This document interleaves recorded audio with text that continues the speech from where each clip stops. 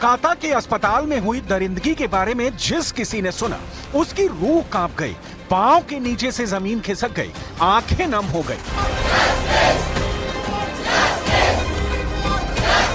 रात के अंधेरे में अस्पताल की छत के नीचे इस हैवान ने इंसानियत की सारी हदों को पार कर दिया।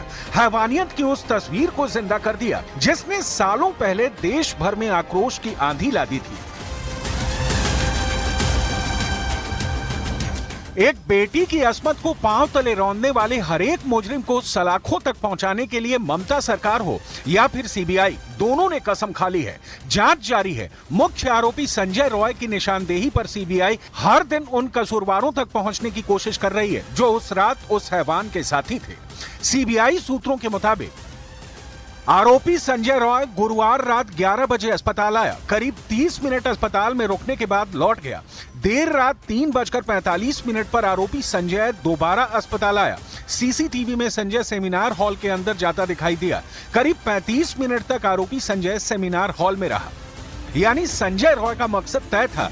तभी एक बार अस्पताल आने के बाद वो दोबारा अस्पताल पहुंचा। भूखे भेड़िए की तरह उस बेटी पर झपटा, उसकी इज्जत को पांव तले रौंदा, फिर भी दिल नहीं भरा तो उसे मौत के घाट उतार दिया और वहां से फरार हो गया। सीबीआई की जांच रिपोर्ट की माने तो वारदात की रात पीड़िता और उसके दोस्तों ने रात 12 बजे खाना ऑर्डर किया था। ऑनलाइन ऐप के जरिए खाना मंगाया गया था। मामले में कोलकाता पुलिस ने खाना लाने वाले शख्स का बयान दर्ज किया है। पोस्टमार्टम रिपोर्ट में पता चला है कि खाना खाने के करीब 4 घंटे बाद पीड़िता की मौत हुई। सीबीआई ने पीड़िता के साथ मौजूद सभी लोगों के बयान दर्ज किए हैं। इस दरिंदगी के बाद पूरे देशवासियों का खून खौल रहा है। हर कोई दोषियों को फांसी के फंदे पर लटका देखना चाहता है। वहीं इस बीच आरोपी के परिवार का बयान सामने आया है। परिवार क्या कह रहा है वो भी सुनिए। ये तो इस तरह से किसी लड़की का, हम खुद लड़की हैं, सबसे बड़ा बात तो मुझे समझ आ रहा है एक लड़की का संग ऐसा तो पहला बात दुनिया का कोई लड़का कोई भी कभी नहीं करना चाहिए। बहुत गलत हुआ। अगर गलत किया है वो तो गलती किया है, अगर किया है तो जो सजा सरकार दे, आइन दे, जो सजा दे मुझे मंजूर है। परिवार का कहना है कि जांच जारी है, वक्त पर सच सबके सामने होगा। लेकिन इन पिछले 8 दिनों में देश के हर कोने से उस बेटी के लिए इंसाफ की मांग उठ रही है। दरिंदगी भरे इस कांड के बाद ममता सरकार पर भी सवाल उठने लगे हैं। जस्टिस देने के बदले तृणमूल कांग्रेस की सरकार का एजेंडा बन चुका है कि न्याय मत दिलाओ, बेटी को मत बचाओ, केवल और केवल बलात्कारी बचाओ। अस्पताल के 40 से ज्यादा डॉक्टरों का तबादला कर दिया गया है। प्रिंसिपल से लेकर डॉक्टरों तक पूछताछ जारी है। हर सबूत को सीढ़ी बनाया जा रहा है और हर दोषी को सलाखों के पीछे लाने की कोशिश। कोलकाता रेप मर्डर मामले पर बंगाल समेत पूरे देश में उबाल है। सड़कों पर डॉक्टर, अस्पताल ठप पड़े हैं और सियासत क्या कुछ खेल रही है या सियासत में क्या चल रहा है? ब्लेम गेम चल रहा है। एक दूसरे पर आरोप प्रत्यारोप का यह खेल कैसे चल रहा है, पूरी रिपोर्ट देखते हैं।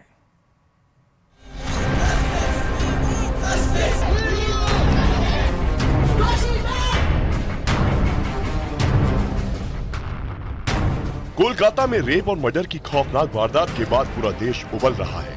डॉक्टर अपनी जान की हिफाजत के लिए आंदोलन कर रहे हैं। देश भर की सड़कों पर सियासी दंगल मचा है। ममता सरकार के खिलाफ बीजेपी प्रदर्शन कर रही है और इन सबके बीच अस्पतालों के बाहर बेबस मरीज इलाज के लिए भटकने के लिए मजबूर है।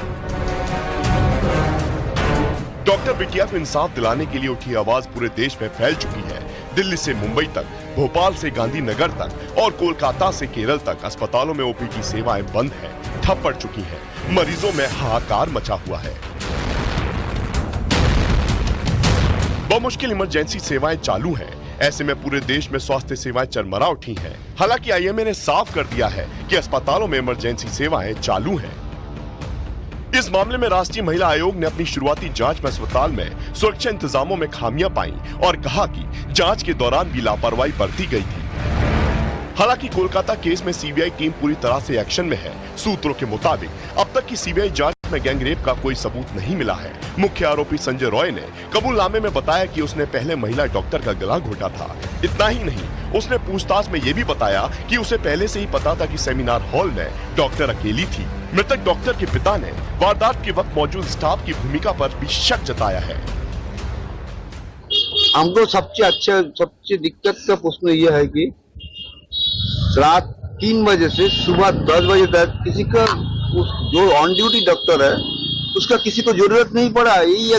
सीबीआई ने जांच में अब तक कई ट्रेनी डॉक्टरों के साथ वार्ड बॉय और नर्स से भी पूछताछ की है। इसके अलावा अस्पताल के पूर्व प्रिंसिपल संदीप से भी पूछताछ की है। एक तरफ जांच तेज है तो दूसरी तरफ बंगाल के मसले पर सियासी तूफान उठा है। कोलकाता में शुक्रवार को बीजेपी ने ममता के इस्तीफे की मांग को लेकर प्रदर्शन किया तो ममता बनर्जी ने इंसाफ की मांग को लेकर मार्च निकाला। बीजेपी ने आरोप लगाया कि ममता बनर्जी कोलकाता में क्रूर निर्भया कांड में फेलियर की जिम्मेदारी लेने की बजाय धरना प्रदर्शन वाली राजनीति कर रही है। बीजेपी पूछ रही है कि ममता बनर्जी पश्चिम बंगाल की मुख्यमंत्री भी है, गृह मंत्री भी है और स्वास्थ्य मंत्री भी है। यानी सरकार ममता की, पुलिस और कानून व्यवस्था ममता की और अस्पताल और स्वास्थ्य सुविधाएं ममता की। तो फिर आज ममता बनर्जी ने प्रोटेस्ट मार्च किसके खिलाफ निकाला? बीजेपी का ये आरोप इसलिए भी है क्योंकि अब तक कोलकाता कांड की जांच बंगाल पुलिस के पास थी। बीजेपी का यह आरोप इसलिए भी है क्योंकि जब तक कोलकाता कांड की जांच बंगाल पुलिस के पास थी तब तक ममता बनर्जी ने ऐसा कोई प्रोटेस्ट नहीं किया। लेकिन जैसे ही जांच सीबीआई को दी गई, ममता बनर्जी ने